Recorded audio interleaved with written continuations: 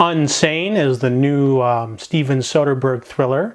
This movie had a lot of swell because it is a film that's entirely shot with an iPhone 7. So I totally forgot about that by the time I borrowed this movie from the library.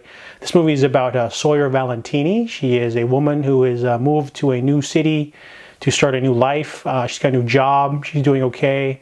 Uncomfortable around men though. We find out that she actually had a bit of a crazy stalker. That's why she moved.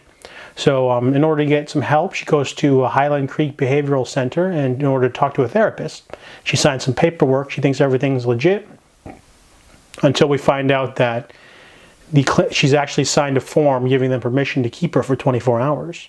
And while she's being kept for 24 hours, she gets in a fight with a guy who tries to grope her, one of the other patients, and then as well as hitting one of the orderlies who opens the door. So they go over her insurance, and she's paid for 7 days. So they're going to keep her for 7 days against her will. So this movie stars Claire Foy. I really like her. She's a really great actress in this movie. She plays a little bit neurotic. However, the movie sort of plays with the audience. It's a really interesting psychological thriller.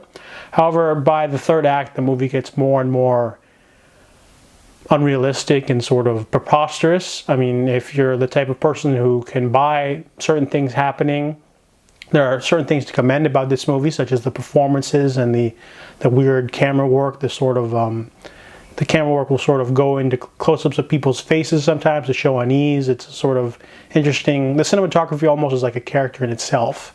And the movie has really great acting, as I said, but it was a solid thriller, but it wasn't amazing. And the further that you get into the thriller, by the end, the finale, the movie starts to lose itself a little bit, but there's nothing wrong with that. It's a very...